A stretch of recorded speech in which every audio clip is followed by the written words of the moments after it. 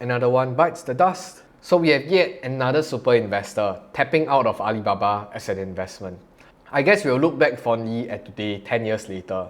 Either we will be a zero or a hero. But you know what makes you a hero instantly?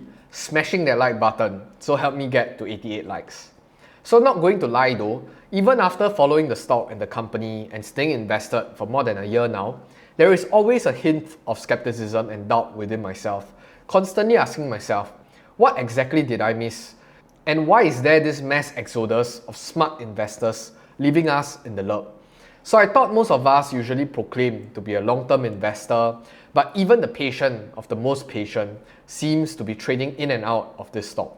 So looking at you, Grandpa Munger. So in normal times, we just sit around a campfire singing Kumbaya, thinking that we are all made fully aware of the possible downside and the possible risks involved. You don't know you got rug pulled until you got rug pulled. It's a famous saying from one of my friends. And this idea of a tail end risk of punishing Chinese equity shareholders seems to slowly gain traction and, more importantly, credibility. So you know how else to gain credibility? Knowledge. So introducing today's sponsor, Skillshare. Skillshare is an online learning community with thousands of online classes for all sorts of topics.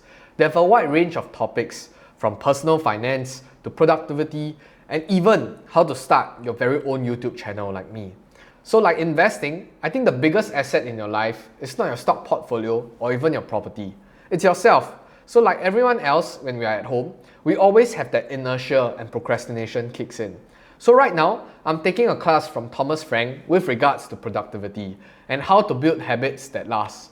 So as Skillshare is sponsoring this video, the first 1,000 people to use the link in the description box down below will get a 1-month free trial of Skillshare Premium membership. Now, let's get back to Phil Town.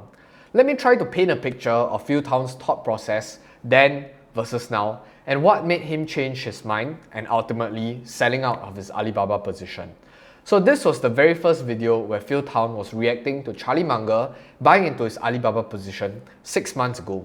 So Phil Town actually favored this particular decision and said that he will look into it more specifically. And right after, we know that the Rule 1 fund portfolio, which is a fund that he manages, took a position in Alibaba. So I'll play a short clip of his commentary 6 months back. Where a country has gone from poverty to relative wealth in an extremely short period of time. Actually, the model for that was Singapore. Lee Kuan Yew took the company from middle 1960s from absolute poverty, one of the poorest countries in the world with no natural resources, and had been a colonial nightmare, for a long time under Great Britain. And he took that country into becoming one of the top 10 wealthiest countries by GDP in one generation. And the Chinese leaders saw that happening. They saw the first 5 or 6 years of that happening and recognized that what Lee Kuan Yew was doing was a combination of authoritarian leadership, very strong leadership is one way you could think of it. Another way you could think of it is fascism, which is what Lee Kuan Yew was regularly tasked with being. And I don't disagree with it. I think that was a fascist government. Now, this is classical fascism, by the way, not just sort of, Nazis version of it, which is horrific. But the classical fascism that was very popular in the 1920s, and a lot of people thought it'd be a very effective kind of government where you have strong authoritarian control at the top and a capitalistic system underneath that promotes the independence and creativity of the people.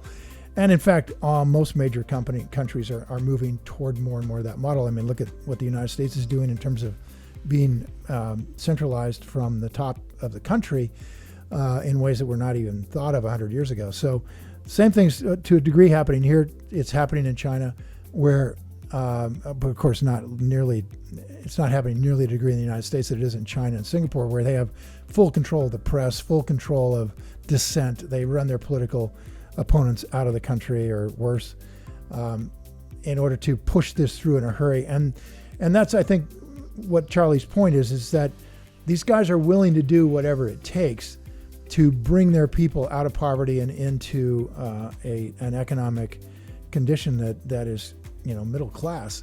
And they're doing it with some pretty hardcore tactics. but he doesn't see that they would suddenly turn around and stop doing it. So I agree with him on that. I don't think that there's anything indicated by what China's doing with regard to any of this tech crackdown that we don't want to do in America. We would like to do the same thing. We just can't do it as quickly. And the fact that they can do it very quickly was sort of shocking to the markets. But I don't see any way that they any of this would result in Alibaba becoming a smaller company in 10 years than it is today. Here's what I think about Alibaba. I would take a very hard look at it. Now, everything is fine and dandy until it's not. So in the latest Rule 1 filing, we come to know that, hey, Phil Town actually exited his entire Alibaba position. And even prior to the filing itself, in one of his latest YouTube videos, he did express a particular concern, and we shall see what he said then. A problem with the Chinese stocks right now because our US government has just demonstrated with regard to the Russian stocks that if we decide to be enemies in a way of China, we can expect to see the federal government make it very difficult to own Chinese stocks and may really penalize you for owning them. I don't have a crystal ball on that one, but I've decided to stay away from Chinese stocks for the time being because of that. So, for those of you who are interested in Phil Town's portfolio, you can head over to J Money's channel where he broke down his portfolio in the specifics. In this video, I just want to talk about this quote-unquote risk that caused Phil Town to tap out. So I think this worry is not something exactly new. Similarly, in my previous episode where we talked about a local robo-advisor slashing their entire China exposure, it was due to this idea of a quote-unquote tail-end risk which cannot be accounted for, which made the investors uncomfortable. So Phil Town actually expressed similar concerns, but probably in a different format, by claiming that the US government has just demonstrated with regards to the Russian stocks that if they decided to be enemies with China, we can actually expect to see the federal government make it very, very difficult to own Chinese stocks. So this is the similar line of argument as the CIO of Stashaway made, where they probably feel that this is a known unknown that cannot be diversified away and they're not comfortable putting clients' money in this basket of Chinese equities.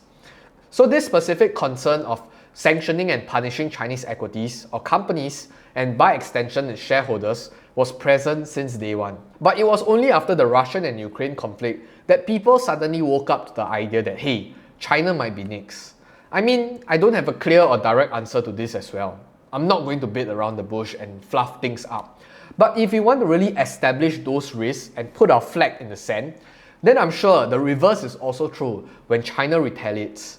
Apple, Tesla, Nike, Walmart, Texas Instruments should all account for this known unknown, isn't it? My thought process and thesis focuses more on the probability of it happening, and even though the probability of it happening went up by many notches after the recent conflict, I also take into account the immediate ramifications and retaliations that will come by as China reacts.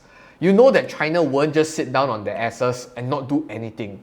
So just look at what transpired during the trade war during the Trump administration.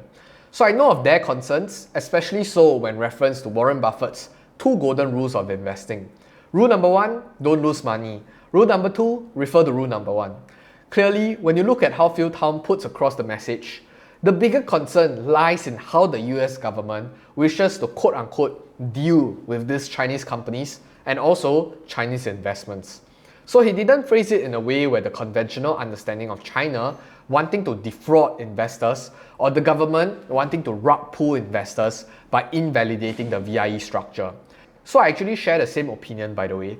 The biggest hurdle or challenges in the upcoming decade will be created by the US government rather than any other stakeholders in the equation. So the government will love to use them as leverage. But I think there are still some lines that cannot be crossed, and I think this is one of them. Not because the US government can't do it, but because they don't dare to handle the ramifications of it.